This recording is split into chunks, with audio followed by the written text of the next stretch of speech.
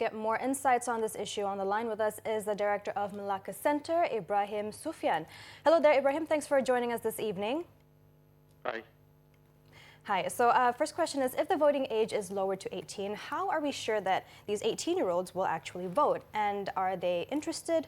How will we get them to participate? Well, I think first of all, we need to look at the culture of democracy and elections here in our country. If we judge how the future will be from the history of how things have unfolded, we do notice that voter turnout in the country is very, very high, sometimes in excess of 80%. And when we look at, how younger people, the 21-year-olds, have turned out in previous general elections, the turnouts have been fairly high as well, all in excess of 80 to 82%, nationwide on average.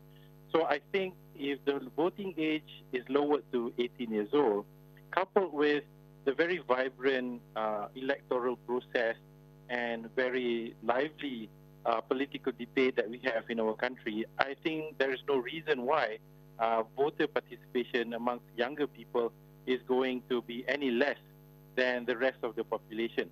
And this is principally because we have a strong culture for political participation.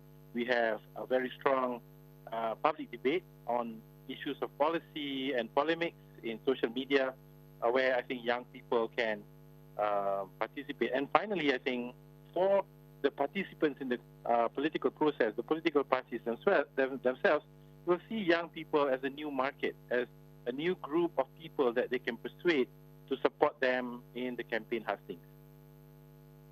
How will this change impact the electoral candidates, and what about campaigning style and policies with this new dynamic? We have a very strong political culture in Malaysia, in the sense that as many as 25 to 30% of voters in the country are actually members of political parties. Now, we know that in the past, most members of political parties are older people, in the sense that they are in excess of 30 years old, or at least, in the late 20s, entered political parties for whatever reason. So I think with younger people, the level of political loyalty is going to be a lot lower than the older generation. So you're going to have campaign styles that will have to focus on issues that these voters care about, and that will be practical matters such as jobs, financial support for education, for starting new businesses, for getting new families to get by in tough economic times, things like that. But notwithstanding that, we also notice that in politics in Malaysia, issues that relate to identity, race and religion, as well as regionalism, is also going to play very strongly. And in terms of the medium for which these issues are going to be debated and persuasion is going to be carried out, I think increasingly is going to be social media and new forms of interpersonal communications. It will be less dependent on the mass political rallies or ceramah that we are used to seeing in the past. Okay, just really briefly for me, what are the possible issues or problems that we may face in implementing the automatic voting? Just really briefly. Yeah, there are two issues here. Number one is that this is something really new.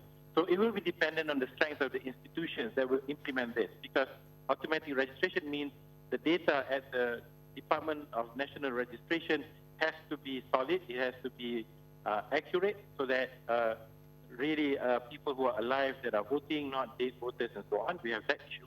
The other issue is more fundamental and systemic. We have a very serious disparity in the sizes of constituency. Largest and smallest constituency, the gap is very big. By going into automatic registration is going to actually exacerbate, going to deepen the differences between the sizes of constituencies. We have very small constituencies and very large constituencies.